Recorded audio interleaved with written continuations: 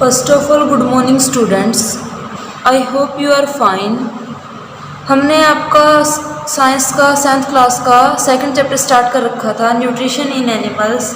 हमने human being में हमने क्या देखा था स्टूडेंट? ह्यूमन बीइंग में डाइजेशन सिस्टम देखा था कि कैसे कैसे हमारा फूड की डाइजेशन की प्रोसेस होती है और कैसे कैसे डाइजेशन के बाद एक्सक्रीशन होता है बॉडी से। आज हम एनिमल्स में पढ़ेंगे स्टूडेंट्स, जो कि घास खाते हैं। Digestion in grass eating animals. Have you observed cows, buffaloes and other grass eating animals chewing continuously even when they are not eating? हमने देखा होगा, आपके घरों में भी रखते होंगे पशु, जैसे गाय होगी, भैंस होगी, जो कि घास खाने वाले पशु हैं। वो क्या करते हैं, जब उनके मुंह में खाना नहीं होता तब भी वो ऐसे अपने मुंह को मुंह करते रहते हैं जैसे कि वो कुछ चबा रहे होते हैं। Actually they quickly swallow the grass and store it in a part of stomach called rumen। Actually वास्तव में होता क्या है कि ये जो घास है वो जो खाते हैं उसको निगल जाते हैं, अपनी बॉडी के अंदर ले जाते हैं और कहाँ जाके स्टोर करते हैं? स्टोमच के एक पार्ट में, जिसको हम रुमेन बोलते हैं। Here the food gets partially digest and is called cud. यहाँ जाके फूड क्या हो जाता है? पार्शली डाइजेस्ट हो जाता है, मतलब कि फूड का कुछ पार्ट डाइजेस्ट होता है, जिसे हम क्या बोलते हैं? जुगाली बोलते हैं। जुगाली करते हैं, जैसे आप देखते हैं ना पशुओं को भी है, वो ऐसे ऐसे मुँह चलाते रहते हैं, उनके मुँह से झाग निकलते रहते हैं। But later the curd return to the mouth in small lumps and the animal chew it.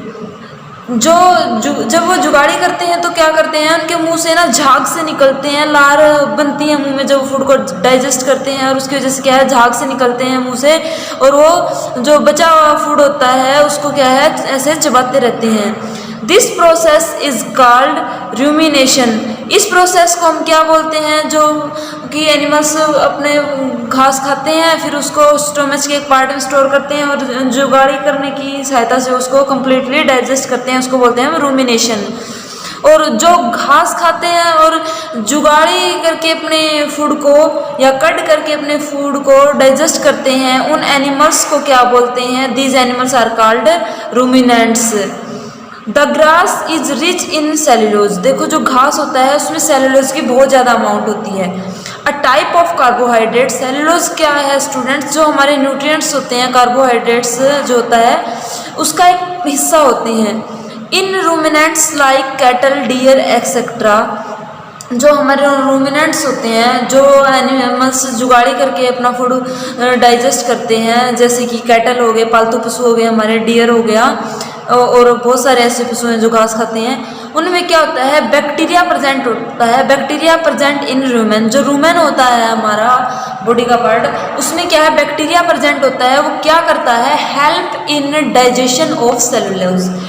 किसके डाइजेशन में हेल्प करता है स्टूडेंट्स? हमारे helps in digestion of cellulose. Cellulose के डाइजेशन में हेल्प करता है। Many animals including humans can not digest cellulose. देखो, बहुत सारे एनिमल्स पशु ऐसे होते हैं, और हम खुद ह्यूमन बीइंग भी ऐसे हैं, जो कि सेलुलोज को डाइजेस्ट नहीं कर सकते। Animals like horse, rabbit etcetera have a large sac like structure called caecum. देखो, जो एनिमल्स होते हैं जैसे घोड़े हो गए या खरगोश हो गया, ऐसे बहुत सारे एनिमल्स हैं जिनके पास क्या होता है? एक सैक लाइक स्ट्रक्चर होती है, उसको हम क्या बोलते हैं? कैकूम बोलते हैं। ये कहाँ प्रेजेंट होती है बॉडी में? Between the oesophagus and the small intestine. ये जो हमारा ओसोफेगस होता है, फूड पाइप होती है, और स्मॉल इंटेस्टाइन होती है, उसके बीच में प्रेजेंट होती है। The cellulose of the food is digested here by the action of certain bacteria which are not present in humans। तो जो सेलुलोज होती है वो कौन डाइजेस्ट करता है? बैक्टीरिया डाइजेस्ट करते हैं, उसको एक्शन प्ले करते हैं वो, जो कि ह्यूमन्स बीइंग में नहीं होते हैं। So far you have learnt about animal which possesses the digestive system. देखो हमने अब तक पढ़ा था कि जिन एनिमल में डाइजेस्टिव सिस्टम होता है, but there are many small organism which do not have a mouth and a digestive system. बहुत सारे छोटे छोटे ऑर्गेनिज्म होते हैं, जीव होते हैं, जिनमें ना तो मुंह होता है और ना ही डाइजेस्टिव सिस्टम होता है। Then how do they acquire and digest food. तो ये जो फूड को कैसे तो गेन करते हैं और कैसे उसको डाइजेस्ट करते हैं। इन दिस सेक्शन बिलो आगे ये क्या बोलता है, feeding and digestion in amoeba. अब देखो एक अमीबा क्या है, माइक्रोस्कोपिक ऑर्गेनिज्म है जिसके ना तो माउथ होता है और ना ही डाइजेस्टिव सिस्टम होता है। तो अब ये देखो स्टूडेंट, अब हम यहाँ पढ़ेंगे कि ये कैसे अपने फूड को गेन करता है और डाइजेस्ट करता है।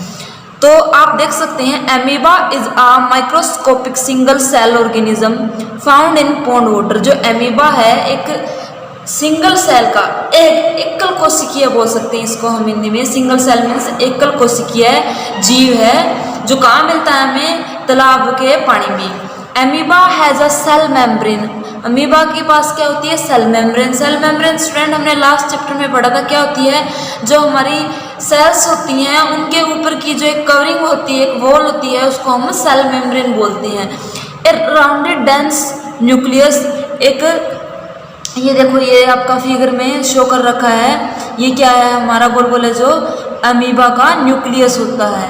And many small bubble like vacuoles, और छोटे छोटे क्या होते हैं, ये देखो छोटे छोटे हैं जो बबल्स लाइक क्या है, फूड वैक्यूल्स हैं हमारे। तो आगे ये क्या बोलता है, इन आ साइटोप्लाज्मा, ये जो बबल लाइक वैक्यूल्स होते हैं ये कहाँ पे होते हैं, साइटोप्लाज्मा में प्रेजेंट होते हैं। Amoeba constantly change its shape and position. जो अमीबा होता है स्टूडेंट्स वो क्या करता है, अपनी शेप को और पोजीशन को चेंज करता रहता है।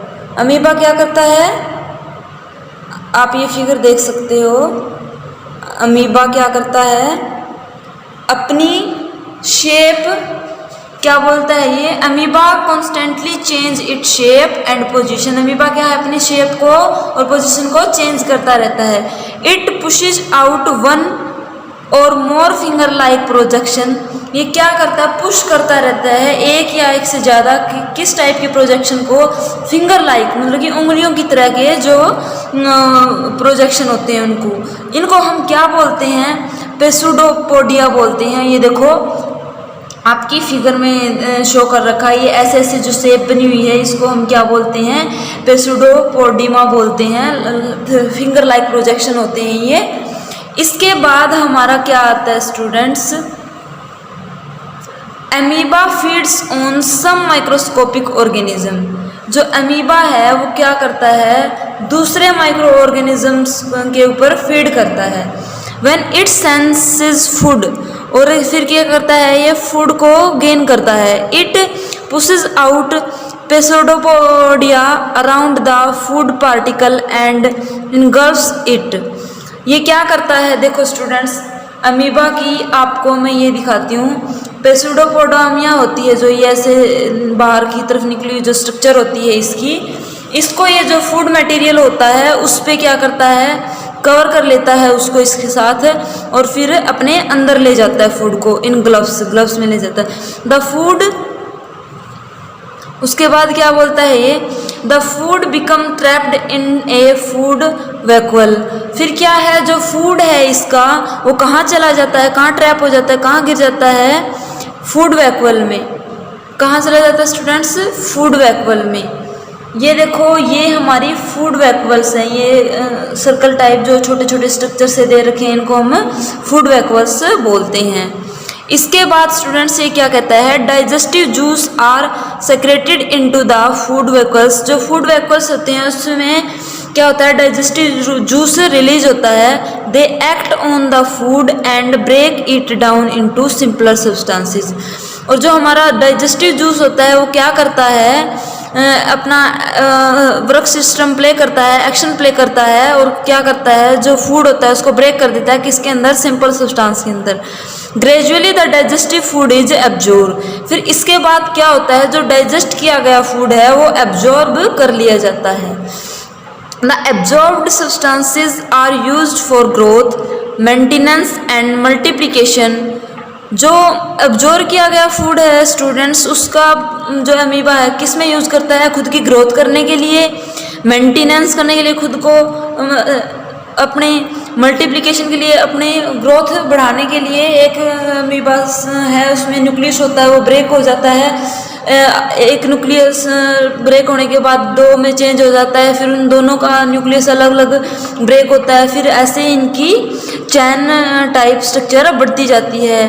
The undigested residue of the food is expelled outside by the vacuole. फिर जो अनडाइजेस्टिव फूड बढ़ता है स्टूडेंट्स, ह्यूमंस में तो किसके थ्रू एक्सक्रेट होता था, बाहर आता था बॉडी से, एनवस के थ्रू। और जो सिंगल सेल होते हैं जिनमें डाइजेस्टिव सिस्टम नहीं होता, उनमें किसके थ्रू एक्सपेल्ड किया जाता है, वैक्यूल के through. The basic process of digestion of food and release of energy is the same in all animal. जो बेसिक प्रोसेस होती है आमतौर पे सारे एनिमल्स में फूड को डाइजेस्ट करने की और फिर एनर्जी रिलीज करने की, वो सेम होती है। इन